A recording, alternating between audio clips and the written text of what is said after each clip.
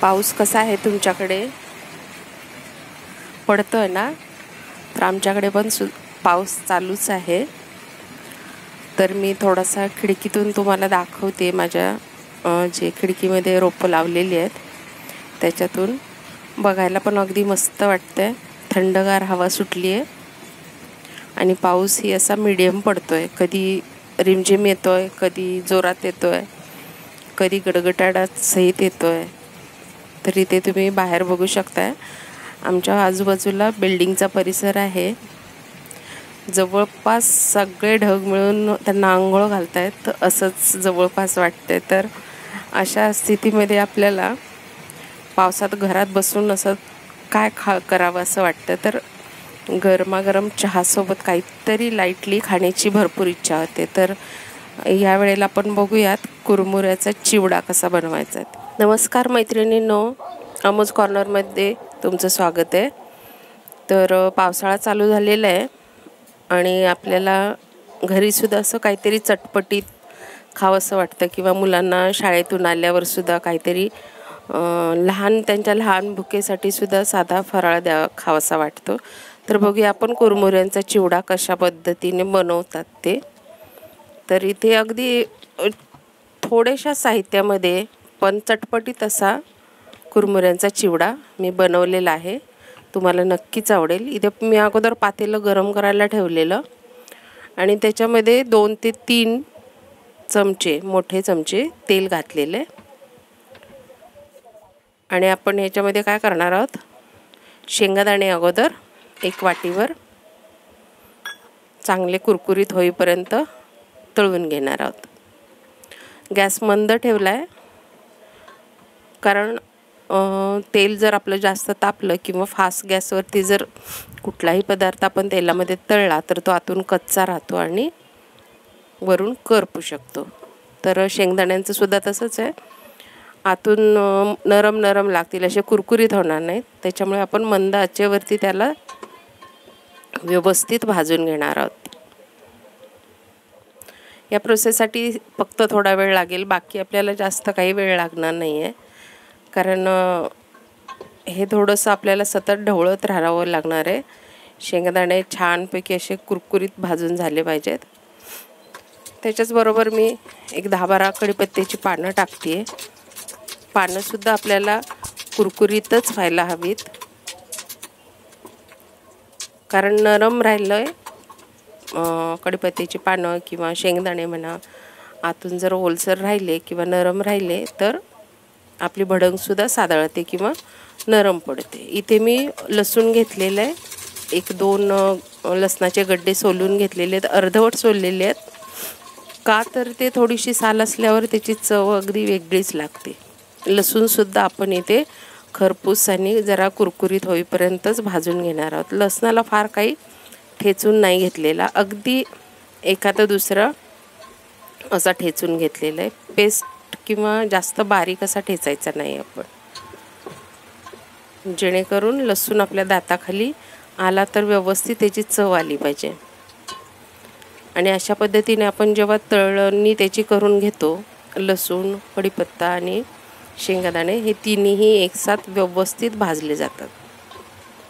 कुठलाही पदार्थ करपला जात नाही जास्त किंवा कमी भाजला जात नाही. ठीक आहे. तर असा ब्राऊन होईपर्यंत चांगला लसूण आपल्याला परतवून घ्यायचा. अजून एक अर्धा मिनिटभर आपण भाजून घेऊया. शेंगदाणे सुद्धा छान भाजलेले गेलेले आहेत.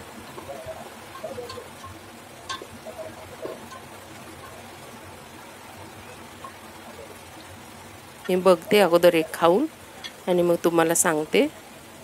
साल तर निघाली आणि थोडासा तोंडात घालून बघितला, गरम होता त्याच्यामुळे थोडासा सॉफ्ट लागला.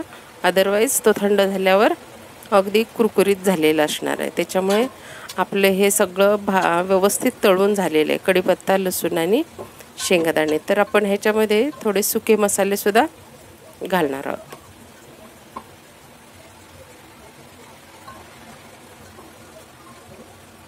भाजत असतानाच लसणाचा असा खमंग असा वास यायला लागलेला आहे. इथे मी 1 चमचा भरून हळद टाकलेली आहे. आणि लाल तिखट तुमच्याकडे जे अवेलेबल असेल तुमच्या आवडीने कमी जास्त प्रमाणात घाला. आणि मीठ घालायचं आणि गॅस बंद करून टाकायचं आहे आपल्याला, कारण आपले मसाले करपले तर कडवट लागतील. म्हणून गरम तेलामध्येच आपण फक्त मसाले घालून घ्यायचे आणि गॅस बंद करून टाकायचं. आणि गरम असतानाच आपण कुरमुरे त्याच्यामध्ये मिक्स करून घेऊया. हे जवळपास मी अर्धा किलो कुरमुरे घेतलेले आहेत आणि हे थोडेसे अगोदर अर्धे मिक्स करून घेते मी, कारण एकसाथ सगळे व्यवस्थित हलवले जाणार नाहीत आणि सगळ्या कुरमुऱ्यांना मसाला व्यवस्थित लागणार नाही. त्यामुळे काय करूया, आपण थोडे थोडे मिक्स करून घेऊया. राहिलेले थोडे मिक्स करून घेते मी. गॅस बंद आहे, लक्षात ठेवा. पातेलं गरम आहे आपलं. गॅस चालू ठेवायची काही गरज नाही आहे. जर तुम्हाला वाटलंच की आपले कुरमुरे जरासे सॉफ्ट झालेत किंवा नरम पडलेत तर तुम्ही अगोदर हे मिक्स करून घ्या आणि नंतर मग मंद गॅसवरती 1-2 मिनटं व्यवस्थित परतवून घेतलं तरी चालेल. पण मला इथे अगदी कुरकुरीत असे कुरमुरे ताजे भेटलेले, तर मी गॅस इथे बंदच ठेवलेला आहे. हे असं व्यवस्थित सगळं मिक्स करून घ्यायचं. पातेल्याच्या खालीपर्यंत उलटणं घालून वरती उचलून व्यवस्थित, कारण खाली मसाला चिकटून राहण्याची शक्यता असते.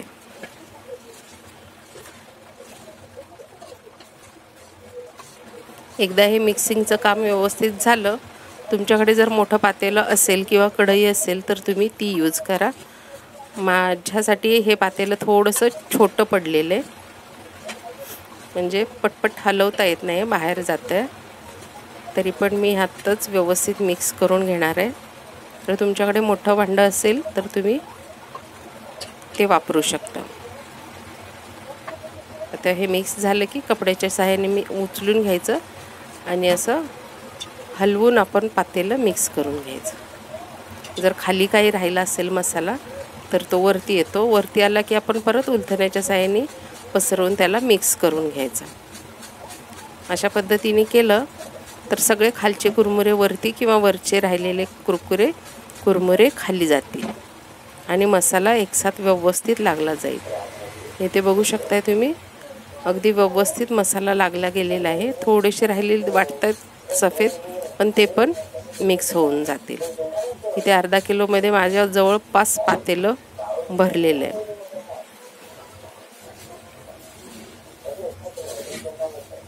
दोन चमचेच्या साह्याने किंवा असं पातेलं उचलून किंवा सावकाश असं तुम्ही उलटण्याच्या साह्यानेही मिक्स करून घेऊ शकता. हा चिवडा खायला अगदी अप्रतिम लागतो. अगदी कमी साहित्य पण टेस्ट तर काय बघाल. हे बघा, कुरमुरे अगदी क्रंची एकदम कुरकुरीत असे भाजलेले आहेत. भाजलेले गेले म्हणण्यापेक्षा हे ताजेच होते. जर तुम्ही 1-2 मिनटं परतले मंद गॅसवरती तर अशाच पद्धतीने तुमचा सुद्धा चिवडा तयार होईल.